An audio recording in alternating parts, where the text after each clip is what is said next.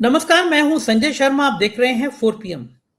ईश्वर ना करे, लेकिन अगर देश में कभी आंतरिक या बाहरी कोई परेशानी आ जाए तो भक्त क्या करेंगे? दिन रात मुसलमानों को गाली देने वाले भक्त क्या करेंगे? गुफा बना के, बंकर बना के छुप जाएंगे। ईरान की जो तस्वीर सामने आई, अमेरिका ने कहा कि कल तक नष्ट हो जाएगा, सभ्यता खत्म हो जाएगी, और ईरान के महिला, बच्चे, बूढ़े, जवान सब उन्हीं जगह पे खड़े हो गए जहां मिसाइल गिरनी थी। एक व्यक्ति गांधीवादी तरीके से उसके आगे बैठ के सितार और गिटार बजा रहा था। उस हिम्मत ने दिखाया एक लाइन की, झुकती है दुनिया, झुकाने वाला चाहिए।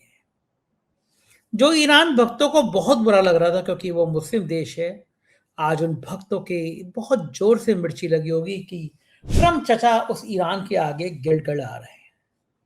जिन 10 शर्तों पे बात हो रही है वो पूरी ईरान की हो रही है। मेरा तो नेशनल चैनल केवल इसलिए बंद किया गया, जहां तक मुझे लग रहा है, क्योंकि वीडियो कॉन्फ्रेंसिंग में भी बात थी कि मैं कह रहा था कि हमें ईरान का साथ देना चाहिए।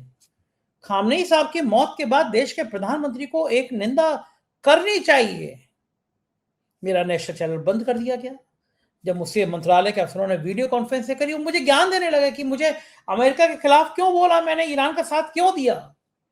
आप सबके आशीर्वाद से मेरे एडवोकेट मोहम्मद हैदर, तलहा साहब, कपिल सिब्बल जी ने आज बहुत जोरदार अपील करी, और मैं माननीय न्यायालय का आभार हूं कि उन्होंने लोकतंत्र की आवाज को जिंदा रखने के लिए 4 PM के क्यों बंद किया गया, इसके लिए सरकार को नोटिस जारी कर दिए गए। 14 अप्रैल को तय हो जाएगा कि हमारा 4 PM नेशनल चैनल खुलेगा या फिर बंद रहेगा। मुझे आप सबकी दुआओं की और सहयोग की जरूरत है। तब तक मेरी इतनी मदद करिए, नीचे ज्वाइन बटन है, उस ज्वाइन बटन को दबाइए, मेरी थोड़ी सी मदद करिए, और फिर चलते हैं अभय दुबे जी के पास इस पूरी राजनीति पर चर्चा करने। 4 PM में बहुत बहुत स्वागत है अभय दुबे जी आपका। वो मुझे गाने की लाइन याद आ रही है, झुकती है दुनिया, झुकाने वाला चाहिए। एक अकेले ट्रंप की हालत, जो अपने आप को दुनिया का सबसे ताकतवर शख्स कहता था, एक छोटे से मुल्क ने, ईरान ने उसकी बैंड बजा दी। गिड़गिड़ाने वाली हालत में ट्रंप आ गए और आखिर में सीज फायर हुआ। हालांकि होमरूज स्टेट को फिर दोबारा बंद कर दिया क्योंकि इजराइल बाज नहीं आ रहा। इजराइल को लग रहा है मैं तो कहीं का रहा नहीं, ये ईरान और अमेरिका अगर समझौता कर लेंगे तो मेरा अस्तित्व खत्म हो जाएगा। लेकिन ट्रंप को समझ में आ गया था कि अब मामला बनेगा नहीं, ट्रंप की कुर्सी चली जाएगी अमेरिका में जिस तरह का विद्रोह था। लेकिन मेरा बड़ा सवाल यह है कि हमारी हालत क्या हो गई। जो देश आतंकी देश कहा जाता था, जिसके पास खाने के पैसे नहीं थे, वो पाकिस्तान, ईरान और अमेरिका को समझौते की मेज तक ला रहा है। उसका नाम आ रहा है समझौते की मेज तक, और फिर हमारे पास तो हमारे विश्व गुरु जी तो खामनेई साहब की मौत पर एक शोक संदेश तक जारी नहीं कर पाए, इतना डरे हुए थे। जिस दिन भारतीयों को हथकड़ी और बेड़ियों में लगाकर भारत वापस किया गया था, भेजा गया था, पूरी दुनिया में किसी के भी नागरिक को वापस किया गया था, उसको हथकड़ी और बेड़ियां नहीं लगाई गई थी। अगर उस दिन हमारे विश्व गुरु जी ने एक चिट्ठी लिख दी होती, कह दिया होता ये बर्दाश्त नहीं किया जाएगा, तो शायद तस्वीर दूसरी होती, हमारी थोड़ी बहुत इज्जत बची रहती। इस पूरे घटनाक्रम पर और जो ये समझौता हुआ है, इस समझौते पर क्यों हुआ, कैसे हुआ, मैं आपके विचार सुनना चाहता हूँ। देखिए, ईरान और खाड़ी युद्ध के समझौते के ऊपर तो मैं बोलूंगा ही, आपकी बात का जवाब दूंगा। लेकिन एक बात जो मैं इसके लिए आपको बधाई देना चाहता हूं, और साथ साथ में 4 PM के जो करोड़ों दर्शक हैं उनको बधाई देना चाहता हूं कि दिल्ली हाई कोर्ट ने सरकार को नोटिस भेज दिया है। आपने जो याचिका दायर की थी उसके जवाब में दिल्ली हाई कोर्ट ने सरकार को नोटिस भेज दिया है कि आप बताइए कि आपने 4 PM को क्यों बंद किया। मतलब हालत हास्यास्पद स्थिति यह है कि जो सरकार के वकील थे उन्हें पता ही नहीं था कि 4 PM को क्यों बंद किया गया है। उन्हें ये भी उन्हें जब उनसे कोर्ट ने ये पूछा कि बताइए कि आपने ऑर्डर निकाला है, तो उन्होंने कहा नहीं, अभी तक आदेश ही नहीं पारित हुआ है। तो बिना उनके आदेश निकाले हुए यूट्यूब से उन्होंने मौखिक मुंह जबानी कह के बंद करवा दिया चैनल। अभी तक लिखित रूप से उन्हें आदेश ही उन्होंने नहीं दिया है। इससे एक ये भी लगता है कि सरकार कभी भी इसी बात को पतली गली से होकर निकल के जाएगी कि हमने तो आदेश ही नहीं दिया, हमने तो बंद ही नहीं किया। ठीक कह रहे हैं सर, कि क्योंकि जब कोर्ट ने पूछा कि 4 PM को आपने आदेश दिया, तो सवाल यही था कि हमें कोई आदेश नहीं मिला। उन्होंने सीधा यूट्यूब को बंद कर दो, बंद। कौन सा वीडियो, कैसा वीडियो, हमें कोई बताया ही नहीं किया। तो आज आप सही कह रहे हैं, और शुक्रिया सर। सारा मुंह बहुत ही जबानी हुआ। मैं इसका एक छोटा सा ये करूं, इसमें एक अपना मेरा अवलोकन है। इसका मतलब ये है कि सरकार ने मुंह जवानी यूट्यूब से कहा, यूट्यूब की जो इंडियन चैप्टर है, उसने सरकार के जुबानी आदेश के आधार पे आपको भेज दिया गया, आपको बंद किया जा रहा है। इससे सरकार की चालाकी इसमें क्या है? ऐसा नहीं है कि ये धोखे से हो गया या लापरवाही में हो गया। मेरे ख्याल से सर सरकार ने यूट्यूब को लिखा कि ये एंटी नेशनल है, बंद कर दो, लेकिन कोर्ट का ये कहना था कि 4PM को बताया आपने क्या कि कौन सी एंटी नेशनल बात है? ऑर्डर किया 4PM को, तो कोई ऑर्डर नहीं था, कोई आदेश नहीं था वहां पे। सब जवानी जमा करती, 2 लाइन लिख दी आपने, बंद कर दो, बंद कर दिया, लेकिन किस चीज के लिए बंद करोगे? ये तो बताओगे ना। वो कोई इनके पसीने छूट गए बात पे। नहीं तो ये मुझे लगता है कि कोर्ट में इनकी बड़ी बुरी गत होगी इनकी। पिछली बार भी ऐसी हुआ था सुप्रीम कोर्ट में, तीसरे दिन चैनल खोल दिया था, छठे दिन आके कह दिया था मैं अपना आदेश वापस ले लिया। 14 अप्रैल को डेट लगी है सर, मतलब आप सबकी शुभकामनाएं अगर रही तो 14 अप्रैल को हमारा नेशनल चैनल फिर से शुरू होगा। अब हम लोग आते हैं ईरान के सवाल पे, खाड़ी युद्ध के सवाल पे। जी सर। देखिए, खाड़ी युद्ध में जो हुआ है वो अब इतिहास में दर्ज हो चुका है। रात में डोनाल्ड ट्रंप, जब कल हम लोग चर्चा कर रहे थे इसकी, तो डोनाल्ड ट्रंप के उस एक्स पे जो उनकी पोस्टिंग थी, उनकी हम लोगों ने चर्चा की थी, जिसकी पोस्टिंग की शुरुआत ही उन्होंने यहाँ से की थी कि आज रात को एक पूरी सभ्यता समाप्त हो जाएगी। मैं नहीं चाहता ऐसा हो, लेकिन ऐसा होगा। उसमें बहुत भयानक बात थी, ऐसा लग रहा था वो एटम बम डालने वाले हैं या कोई ऐसे भयंकर किस्म के बम डालने वाले हैं, इससे ईरान पूरी तरीके से तबाह हो जाए। सवेरे जब हम लोग सो के उठे तो पता चला कि 20 दिन के युद्ध विराम की घोषणा हो गई। और शुरू में तो एकदम पता नहीं चला, लेकिन थोड़ी देर बाद धीरे धीरे करके बातें पता लगनी शुरू हुई। जिस इस्लामाबाद में जो शिखर सम्मेलन होगा 10 तारीख से, उसमें जिन 10 बिंदुओं के ऊपर चर्चा होगी, वो 10 बिंदु ईरान ने उन्हें दिए हैं। वो 10 बिंदुओं में से कोई भी बिंदु अमेरिका का दिया हुआ नहीं है। उन 10 बिंदुओं में से कोई भी बिंदु इजराइल का दिया हुआ नहीं है। वो ईरान ने दिए हुए हैं उन्हें 10 बिंदु।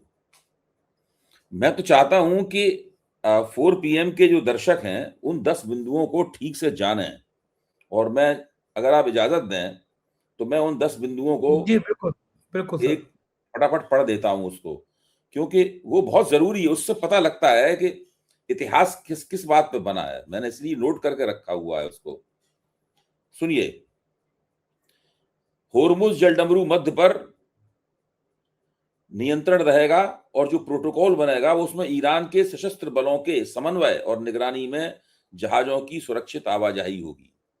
स्पष्ट है, यानी होर्मुज जलडमरू मध्य से जो भी जहाज निकलेंगे वो ईरान के सशस्त्र बलों की निगरानी और सुरक्षा में निकलेंगे। नंबर 2, ईरान और ओमान दोनों को जहाजों से टोल वसूलने की अनुमति मिले। नंबर 3, ईरान ने 2 हफ्ते के लिए होर्मुज खोलने पर सहमति दी है, जिसके बदले में अमेरिका ने हमले रोक दिए हैं। अगर बातचीत पूरी नहीं हुई तो फिर से होर्मुज बंद कर दिया जाएगा। नंबर 4, पूरे क्षेत्र में लेबनान और इराक सभी में संघर्ष समाप्त होना चाहिए और सभी मोर्चों पर युद्ध विराम होना चाहिए। नंबर 5, ईरान के ऊपर जितने भी प्रतिबंध लगे हैं वो सभी हटा दिए जाएं। नंबर 6, विदेशों में ईरान की जो संपत्तियां कुर्क कर दी थी, अमेरिका ने उनको जाम कर दिया था, फ्रीज कर दिया था, वो सब संपत्तियां उनको आदेश खारिज किए जाए और संपत्तियों को ईरान को वापस किया जाए। युद्ध से जो नुकसान हुआ है, ईरान में जो बिल्डिंगें गिरी हैं और जो तमाम बर्बादी और तबाही हुई है, उसके लिए सहायता दी जाए या मुआवजा दिया जाए। खाड़ी क्षेत्र में जो अमेरिका के फौजी अड्डे हैं, उन फौजी अड्डों से अमेरिकी सैनिकों की वापसी हो और या उनकी उपस्थिति कम की जाए। भविष्य में हमले न होने की गारंटी दी जाए, इसके लिए ठोस अंतर्राष्ट्रीय गारंटी मिले। ईरान के वैध अधिकारों को मान्यता मिले। परमाणु कार्यक्रम सहित ईरान के अधिकारों को स्वीकार किया जाए। अब आप सोचिए, मैं ये नहीं कह रहा हूं कि इस्लामाबाद शिखर सम्मेलन में ये सारी बातें मान ली जाएंगी। इसमें कुछ बातें नहीं मानी जाएंगी, कुछ बातें आधी मानी जाएंगी। यही होता है, लेन देन के जरिए ही अंतर्राष्ट्रीय समझौते होते हैं। सवाल यह है कि बातचीत का आधार क्या है। बातचीत का आधार ईरान के दिए हुए 10 सूत्र हैं बातचीत का आधार। यह सबसे ज्यादा महत्वपूर्ण बात है। अमेरिका को और इजराइल को ईरान की बात माननी पड़ी। ईरान की शर्तों के ऊपर युद्ध विराम कैसे हो, क्या हो, इसके बारे में समझौता वार्ता हो रही है या होगी। जहां तक दोबारा होर्मुज को बंद करने वाली बात है, उसका कारण है इजराइल। इजराइल आज सवेरे से ही लेबनान के ऊपर बमबारी कर रहा है और वो कह रहा है कि इस ईरान की इस जो 10 सूत्रों में लेबनान शामिल नहीं है, जब गलत बात है। हमने आपको पढ़ के सुनाया अभी। तो अब ये अमेरिका की जिम्मेदारी बनती है कि वो इजराइल से कहे कि ये सब आप बंद कीजिए करना। इजराइल ने इतना तो मान लिया है कि भाई Donald Trump was leading the war and we will follow, ये इतना मान लिया। डोनाल्ड ट्रंप युद्ध का नेतृत्व कर रहे थे, हम तो उनके पीछे पीछे चल रहे थे। तो डोनाल्ड ट्रंप ने तो अपनी तरफ से हमले बंद करने के लिए कह दिया है और लेबनान के ऊपर इजराइल के इसी ईरान ने चेतावनीवश मेरे ख्याल से होर्मुज द्वारा फिर बंद किया है कि ये हमले बंद हो वहां पे। तो बाजी पूरी तरीके से पलट गई है।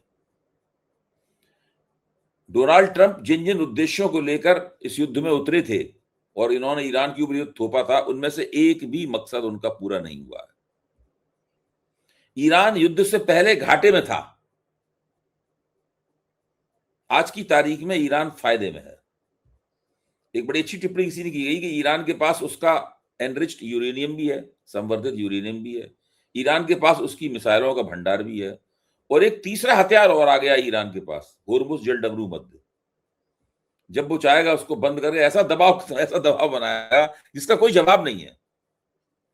भाई ईरान की भेजी हुई मिसाइल को इंटरसेप्ट किया जा सकता है, ईरान पे दबाव डाल के उसके संवर्धित यूरेनियम का एनरिचमेंट कम करवाया जा सकता है, लेकिन जलडमरू मध्य बंद कर दिया तो ऐसा दबाव बनेगा, इससे जो है सब लोग पनाह मांग जाएंगे। और ये ट्रंप ने ईरान की गोद में डाला है। ईरान आज फायदे में है। वहां ठीक है 3-4 हजार बिल्डिंगें टूट गई हैं, 3-4 हजार लोग मारे गए हैं, वो सब है। उनके 40-50 नेता मारे गए हैं ईरान के, कुर्बानियां दी हैं उन्होंने। लेकिन ईरान इससे ज्यादा स्थायी और लंबी शांति करने की स्थिति में आ गया। ईरान के ऊपर जो प्रतिबंध लगे थे, आज उनके ऊपर प्रतिबंध नहीं लगे। ईरान आराम से तेल बेच रहा है, अपना आमदनी कर रहा है अपना। ईरान के ऊपर प्रतिबंध थे, आज अमेरिका ने ईरान के ऊपर से प्रतिबंध हटा दिए। रूस के ऊपर प्रतिबंध थे, अमेरिका ने रूस के ऊपर से प्रतिबंध हटा दिए। जलडमरू मध्य से आराम से सब चीजें, सब हवाई, सब पानी जहाज आ जा रहे थे, अब वहां कोई नहीं, ईरान की मर्जी के बिना आ जा नहीं सकता कोई। आप इससे अंदाजा लगाइए कि इस युद्ध ने किस तरीके से बाजी पलटी है। सबको प्यार कर रहे हैं ट्रम्प चचा, तो हमारे विश्व गुरु को भी थोड़े प्यार भरे शब्द कहते हैं। ईरान को इतना प्यार कर रहे हैं, हमारे विश्व गुरु ने क्या बिगाड़ा है उनको? देखिए, विश्व गुरु ने अगर ट्रम्प चचा का वो पहला निर्देश, जिसके बारे में हम सिर्फ आकलन कर सकते हैं, हमारे पास कोई दस्तावेजी प्रमाण नहीं है कि ट्रंप ने विश्व गुरु को आदेश दिए थे, जो पहला आदेश मानने से इनकार कर देते विश्व गुरु और ईरान और इजराइल से मिलने, इजराइल की यात्रा पर न जाते और इजराइल की संसद में खड़े होकर ये ना कहते कि हम इजराइल के साथ हैं और आगे भी रहेंगे, हमेशा रहेंगे, ये कह के आए हमारा फादर। हाँ, तो ये अगर ना कहते तो इनका भी मध्यस्थ बनने का ज्यादा बड़ा मौका होता और भारत बेहतर मध्यस्थ साबित होता। क्यों? भारत के अमेरिका से भी अच्छे संबंध हैं, भारत के ईरान से भी अच्छे संबंध हैं और भारत के इजराइल से भी अच्छे संबंध हैं। तीनों पक्षों से जिस व्यक्ति के अच्छे संबंध हैं वो ज्यादा अच्छा मध्यस्थ साबित होता। पाकिस्तान अच्छा मध्यस्थ नहीं है, पाकिस्तान ने इजराइल को मान्यता तक नहीं दी आज तक, और ईरान से भी पाकिस्तान के अच्छे संबंध नहीं है। पाकिस्तान के तो केवल अमेरिका से अच्छे संबंध है। ईरान पाकिस्तान को बहुत नापसंद करता है, उन्होंने अंतर्राष्ट्रीय पाकिस्तान का कभी समर्थन नहीं किया ईरान ने। तो भारत बेहतर मध्यस्थ बन सकता था और भारत इस मामले में इतिहास बना सकता था। मोदी जी की बल्ले बल्ले हो जाती, मोदी जी अभी बीच में खड़े होते और डोनाल्ड ट्रंप के और मुश्तबा खामनेई के हाथ मिलवा रहे होते मोदी जी और नेतन्याहू के। मोदी जी का नाम इतिहास में लिख जाता। मोदी जी ने 12 साल में जो किया हो न किया हो, लेकिन ये काम मोदी जी अगर कर देते ना तो फिर उनके जो विरोधी हैं, उनके आलोचक हैं, वो भी कहते हैं कि भाई ये काम तो ठीक हुआ। सही बात है। अब क्या करें हम क्या मुंह दिखाएं? पाकिस्तान इतना ताकतवर हो गया, अब भक्त क्या करेंगे? कैसे पाकिस्तान को गाली देंगे? इसीलिए तो चुप बैठे हुए हैं। आप गोदी मीडिया की इस वक्त पिछले 8-10 दिन में गोदी मीडिया में जो आ रहा है उसकी स्टडी कीजिए। ये लोग ट्रंप की धुलाई कर रहे हैं जम के, गोदी मीडिया वाले। चाहे आप आज तक देखें या दूसरे चैनल देखें, ट्रंप की जम के धुलाई हो रही है। मोदी जी को चालाक, मोदी जी का जिक्र नहीं हो रहा, चालाकी से बचाया जा रहा है। भारत के विदेश मंत्री का नाम ही नहीं आता है उसमें, और भारत के प्रधानमंत्री का नाम नहीं आता। ऐसा लगता है सारा नजला डोनाल्ड ट्रंप के ऊपर गिरता रहता है। ये इस तरह की चालाकी खेली जा रही है, और ये मानते हैं ऐसे कि यही बड़े चालाक हैं, पब्लिक मूर्ख है। ऐसे पब्लिक की समझ में ही नहीं आ रहा है क्या हो रहा है। ये स्थिति है। ये मैं तो सिलसिला संजय जी ये मानता हूं कि मोदी जी अपने राजनीतिक जीवन के सबसे कमजोर दौर से गुजर रहे हैं। लगता भी है, पर्सनालिटी भी देखिए, लग अगर वो रही है। कमजोर दौर से नहीं गुजरते तो मधु किशोर उनके ऊपर इस तरह के आरोप न लगाती। हाँ, बड़े गंभीर आरोप लगाए, सही ये बात। आरोप कोई नए थोड़ी ना है, तो पुराने ही आरोप हैं। इसमें ऐसा थोड़ी ना है कि अभी नई नई मोदी जी ने कुछ नया कुछ किया है ऐसा, जिनकी वजह से उनकी आरोप लगा दो उसको। ये तो पुराने आरोप हैं, पब्लिक स्फीयर में पहले से, सब जगह पब्लिक डोमेन में ये आरोप पहले से मौजूद है। तो ये मोदी जी बहुत खराब स्थिति से गुजर रहे हैं इस वक्त। किसी ने सोचा नहीं था कि ये हाल होगा हमारे विश्व गुरु जी का। किसी ने नहीं सोचा था कि मतलब इतने देखिए, इतने इसमें कमजोर क्या है थे। कि वो सोशल मीडिया पे चल रहा है, पाकिस्तान विश्व गुरु हो गया, ये चल रहा है सोशल मीडिया पे। हाँ हाँ, और ईरान ने तो जिस तरह से वो मजे लिए ना, वो ट्वीट एक्स पे लिखा है कि एक नई सुपर पावर ईरान का फ्लैग लगाया है। और कितना मार्मिक ट्वीट है, वो बच्चियों के फोटो लगाए हैं कि आज वो जन्नत में बैठ के फख्र कर रही होंगी। अभय जी, मैं ये जानना चाहता हूँ कि ईरान के दर्जनों जनरलों ने कुर्बानी दे दी, बड़े बड़े जनरल ईरान के, उन्होंने कुर्बानी दी। उनको पता था कि जिस जगह बैठे हैं उस जगह ट्रेस होगा, ने कुर्बानी दी। खामनेई साहब को पता था कि मिसाइल आएगी, ट्रेस होंगे, वो मारे जाएंगे, वो जा सकते थे बंकरों में, छुप सकते थे, लेकिन वहां बैठे रहे। मैं लिस्ट देख रहा था कि सबसे बड़े, साधारण बड़े बड़े जनरल्स के नाम थे। मैं भारत के हर शहीद को नमन करते हुए लेकिन सवाल पूछता हूँ कि जब मैं लिस्ट देख रहा था आज बैठ के, सेना के सर्वोच्च सम्मान वाली लिस्ट देख रहा था, उसमें एक दो ही मेजर, मतलब मेजर के नाम थे, और बाकी कांस्टेबल, लांस नायक, ये सब नाम थे। मेजर से ऊपर के जो अफसर होते हैं, मुझे वो नाम नजर नहीं आया। तो मुझे लगा ये फर्क है। ईरान का जनरल मोर्चे पे जाके युद्ध कर रहा है, सड़कों पर घूम रहा है, पता है उसकी सड़कों पर सेल्फी ले रहा है कि मिसाइल आने वाली है, लेकिन जनरल मोर्चे पे शहीद हो रहा है। हमारे यहाँ फौज के बड़े अफसर, फौज का मैं बहुत सम्मान करता हूँ इसलिए पहले कह दूं, लेकिन उस श्रेणी में, शहीद होने वाली श्रेणी में, देखिए, छोटा सा जो कांस्टेबल नॉर्मल, और इसमें आप जो बात कह रहे हैं मैं उसका मर्म समझ रहा हूं। देखिए, जो एक सामान्य किस्म का जो युद्ध, पारंपरिक किस्म का युद्ध होता है, आधुनिक युद्ध होता है, उसमें जनरल जो हैं, वो जनरल, ब्रिगेडियर्स या मेजर जनरल, ये लोग मोर्चे पे जाकर नेतृत्व नहीं करते। उसमें मेजर या हद से हद कर्नल रैंक तक के लोग जो हैं मोर्चे पे जाकर नेतृत्व करते हैं, वो नहीं करते मोर्चे पे जाकर नेतृत्व। ईरान में जो युद्ध हो रहा है, ईरान का युद्ध जो है वो अलग तरह का, उसका नेचर, उसकी प्रकृति अलग तरह की है। भाई, ईरान तो आक्रमण कर ही रहा है, ईरान के ऊपर मिसाइलें गिर रही हैं, ईरान के ऊपर बम्बार्डमेंट हो रहा है। ईरान के पास वायुसेना है नहीं, वो हवाई जहाजों को रोक नहीं सकता। तो और ये पूरी थीसिस कि हम किसी दूसरे देश के नेतृत्व को मार दें, हैं, डिकैपेसिटेट कर दें, यानी उसकी गर्दन काट दें, मतलब उसकी सिर काट दें, उसका सिर धड़ से अलग कर दें, तो हम उस युद्ध को आसानी से जीत सकते हैं। ये मोसाड की थीसिस है, ये मोसाड की थीसिस है। इसीलिए उन्होंने शुरू में ही जासूसों के द्वारा पता लगाकर, बिल्कुल गिन गिन कर उन्होंने वहां पर हमला किया, हिट लिस्ट बनाई, और उन्होंने वहां पर हमला किया जहां पर ईरान का नेतृत्व मौजूद था, चाहे वो जनरल हों, चाहे वो उनके खुफिया विभाग के इंचार्ज हों, चाहे वो उनकी सिक्योरिटी के इंचार्ज हों, चाहे वो उनके पॉलिटिकल हेड हों, चाहे खामनेई साहब हों। इस तरह किया उन्होंने, और फिर उनको उन्होंने एक एक करके मारना शुरू किया, इस उम्मीद में कि जब नेतृत्व ही नहीं रहेगा तो लड़ाई ईरान कहां से लड़ेगा। लेकिन खामनेई साहब इंतजाम पूरा करके गए थे, उन्होंने पूरा नेतृत्व का डिसेंट्रलाइजेशन कर दिया था, फौज की ताकत का भी इसी तरह से बंटवारा कर दिया था। इसलिए ये सब करने का भी उनको कोई लाभ नहीं हुआ। क्या प्लानिंग रही होगी, क्या नेतृत्व रहा होगा, क्या सोच रही होगी कि ये 40 साल से तैयारी कर रहे हैं। तो मैं अभय जी जानना ये तो चाहता हूँ मुझे कि भी इस पे तो मुझे भी ताज्जुब है। 40 इस साल पे पहले पता था। इस पे मुझे भी ताज्जुब है कि वो जानते थे कि ये बड़े-बड़े भयंकर बंकर बस्टर बम लेके आएंगे जो 100-100 मीटर 150 मीटर नीचे तक मार करें, ऐसे बम लेके आएंगे। इसीलिए उन्होंने उन बमों का प्रभाव उन पर ना पड़े, इसीलिए उन्होंने 200 मीटर से ज्यादा गहरी सुरंगें बनाई।